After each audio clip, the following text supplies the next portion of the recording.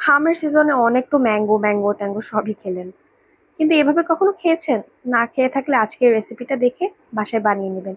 এই গরমে কলেজা ঠান্ডা করা মজাদার আমের পুডিং, এটা একবার খেলে জিহ্বার স্বাদ লেগেই থাকবে এবং বারবার বানিয়ে খেতে ইচ্ছা করবে। তাই রেসিপিটা দেখে ঝটপট আপনি বাসায় বানিয়ে নিন, খুব সহজে হাতের কাছে থাকা অল্প কিছু উপকরণ দিয়ে। আর হ্যাঁ বন্ধুরা, ভালো লাগলে চ্যানেল সাবস্ক্রাইব করে রাখুন, এরকম নতুন নতুন ভিডিও পেতে বেল আইকনে টাচ করুন। আসসালামু আলাইকুম, সবাই কেমন আছেন? আমি এখানে রেসিপিটা বানানোর জন্য 4টা রূপালি আম নিয়েছি। আপনারা আপনাদের পছন্দ মতো আম নিতে পারেন। সবগুলো আমকে ছিলে এভাবে কেটে কেটে নেব। এখন একটা ব্লেন্ডার জারের মধ্যে আমগুলো দিয়ে দিলাম। ছোট কাপে 1 কাপ কর্নফ্লাওয়ার ও 1 টেবিল চামচ আগার আগার পাউডার। এখন দিয়ে দিলাম 1 কাপ পানি। পানিটা দিয়ে ভালো করে ব্লেন্ড করে নেব যাতে আমের মধ্যে কোনো দানা দানা না থাকে। এখন একটা প্যানের মধ্যে 1 লিটার দুধ জাল করে 700 ml করে নিয়েছি। দিয়ে দিলাম ছোট কাপে 2 কাপ চিনি। চিনি অবশ্যই যার যার স্বাদ মতো দেবেন, যে যেমন মিষ্টি খেতে পছন্দ করেন।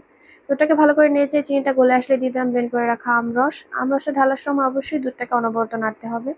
যেহেতু এখানে কর্নফ্লাওয়ার আগার আগার পাউডার দেওয়া হয়েছে, তাই সবসময় একটু নাড়ার উপর রাখতে হবে। নাড়া বন্ধ করে দিলে দুধটা হওয়ার আগেই তলা পেকে যাবে। যারা মিষ্টি খাবারের লবণ খেতে পছন্দ করেন তারা সামান্য লবণ দিয়ে দেবেন। এখন দিয়ে দিলাম ফুড কালার, এটা বাসায় থাকলে দিতে পারেন, না থাকলে সামান্য একটু জর্দা রং দিতে পারেন। এভাবে আমরসটা নাড়াতে যখন একদম ঘন হয়ে আসবে তখন বুঝে নেবেন হয়ে গিয়েছে। পর্যায়ে একদম গরম গরম তুলে একটা মোল্ডের মধ্যে ঢেলে দিলাম। বাটিটা 2 পাশ ধরে একটু ঝাঁকিয়ে নেব যেন বাতাসটা বের হয়ে যায়।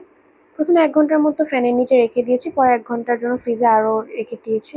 দেখুন কালারটা কত সুন্দর হয়েছে এবং দেখতেও কতটা লোভনীয়। দেখে মনে হচ্ছে না যে এখনই ঠান্ডা ঠান্ডা খেয়ে নিই। বিশ্বাস করেন আমি নিজে বানিয়েছি বলে না, এটা খেতে আসলেই অনেক দারুণ হয়েছে। আপনিও চাইলে খুব কম সময়ে এটা বানিয়ে মেহমানদের আপ্যায়ন করতে পারেন। আর এখন তো আমের সিজন, তাই এটা বানানো খুব সহজ।